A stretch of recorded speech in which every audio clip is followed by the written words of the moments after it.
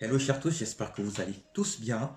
Quant à moi, c'est un plaisir de vous retrouver dans notre rendez-vous ponctuel, dans notre rendez-vous mensuel axé sur l'automotivation, l'autodétermination et le développement de soi. Aujourd'hui, nouveau mois, nouvelle approche. Nous allons développer une nouvelle thématique, un nouveau sujet axé sur un petit élément que nous connaissons tous qui s'appelle une notice. Et sans plus tarder, je vais énoncer comme ça le sujet de notre thématique à développer. Savoir lire la notice, savoir lire notre notice plus précisément. A tout de suite pour le développement.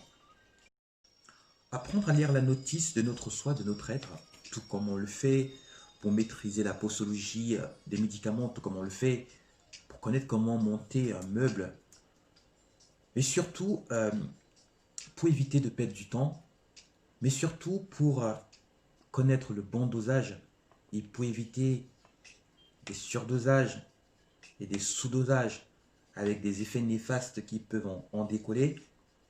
Il est important pour nous également d'apprendre à lire la notice de notre être, la notice de notre soi, la notice de notre moi. Et nous allons le voir en plusieurs points.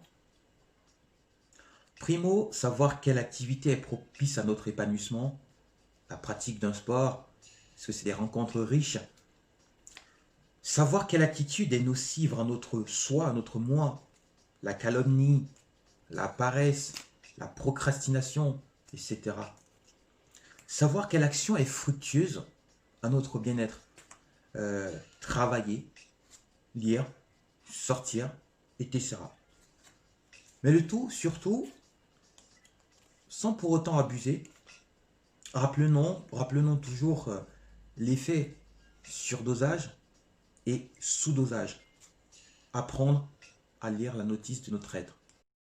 Apprendre à lire une notice, apprendre à lire notre notice, c'est également savoir l'ensemble des attitudes et comportements externes qui peuvent influencer notre être, l'ensemble de nos manières, de nos agissements qui peuvent influencer intérieurement mais également extérieurement notre soi. Se lever tôt ou tard et les effets que ça peut avoir sur notre corps. Sourire ou râler ad vitam aeternam et les effets que ça peut avoir sur notre humeur. Être optimiste ou défaitiste face à des épreuves de la vie et les effets que ça peut avoir sur notre psychique. Savoir quelle compagnie est adéquate avec notre façon d'être, notre façon de penser, notre façon de voir les choses et notre volonté d'être surtout. Il y a tant d'exemples à citer, mais je vous laisse faire le job et le diagnostic pour énumérer les différents points. Mais apprendre à lire la notice. Tertio, pourquoi faire? Pour ainsi devenir son premier médecin, son premier coach, son premier psychologue, son premier challenger, avant même d'écouter les bons ou les mauvais conseils des autres, euh, les bonnes ou les mauvaises suggestions, mais surtout pour appeler une situation d'actualité afin de poser les bons gestes barrières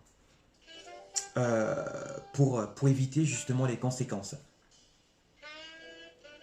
Si on n'aime pas avoir la gueule de bois, alors il faut éviter de doser à un certain niveau d'alcool par exemple pour ne citer que ceci.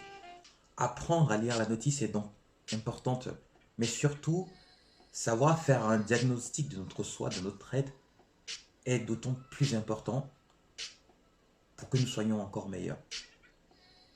Le médecin n'étant pas un devin, posera un diagnostic, nous posera des questions afin de savoir quels symptômes nous avons pour nous prescrire la solution adéquate.